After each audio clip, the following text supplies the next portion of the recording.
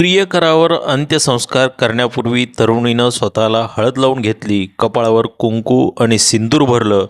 तसंच तरुणालाही हळद लावण्यात आली.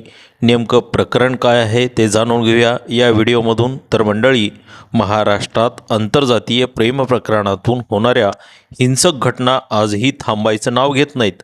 अशीच राज्याला हादरवणारी आणखी एक घटना राज्यातील नांदेड जिल्ह्यात घडली असून मुलीशी प्रेमसंबंध ठेवणाऱ्या तरुणाच्या वडिलांसह भावांनी मिळून खून केला आहे. प्रेमसंबंधांना मुलीच्या घरच्यांचा तीव्र विरोध असल्यानं सक्षम ताटे या तरुणाची निर्घृण हत्या करण्यात आली. गुरुवारी सायंकाळी नांदेड शहरातील जुनागंज भागात ही थरारक घटना घडली. प्रेमसंबंधांना विरोध असणाऱ्या मुलीच्या वडिलांनी, भावांनी आणि त्यांच्या साथीदारांनी मिळून सक्षम ताटे याला आधी गोळी झाडली आणि नंतर फरशीनं डोक्यात मारून त्याची हत्या केली. सक्षम आणि आचल यांच्यात 3 वर्षापासून प्रेमसंबंध होते. दोघांनी एकत्र आयुष्य घालवण्याची स्वप्न पाहिली होती. मात्र त्यांच्या प्रेमाची कुणकुण आचलच्या कुटुंबाला लागली. सक्षम हा आचलच्या भावाचा मित्र असल्यानं तो घरी येत जात असे.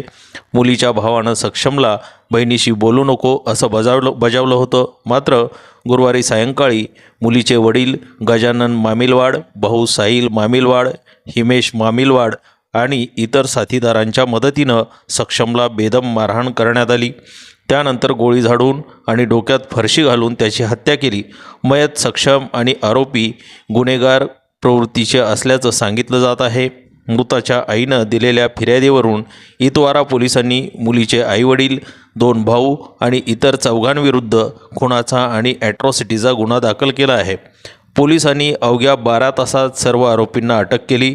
धक्कादायक बाब म्हणजे हत्येच्या 2 तास आधी मुलीची आई जयश्री मामिलवाड मैताच्या घरी जाऊन धमकी देऊन आल्याची चर्चा आहे. प्रियकराच्या हत्येनंतर आचल थेट सक्षमच्या घरी पोचली. सक्षमचा मृतदेह घरी आणताच तिने आक्रोश केला. अंत्यविधीपूर्वी तिने स्वतःला हळद लावून घेतली, कपाळावर कुंकू आणि सिंदूर भरला. सक्षमलाही हळद लावण्यात आली.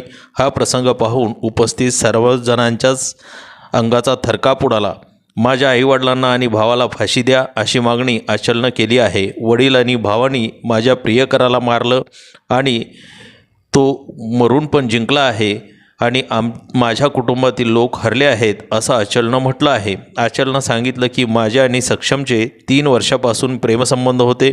माझ्या घरच्यांना ते मान्य नव्हते. सक्षम जेलमधून सुटून आल्यानंतर माझ्या घरचे त्याच्या खुनाचा कट रचत होते. मलाही धमकी देत होते.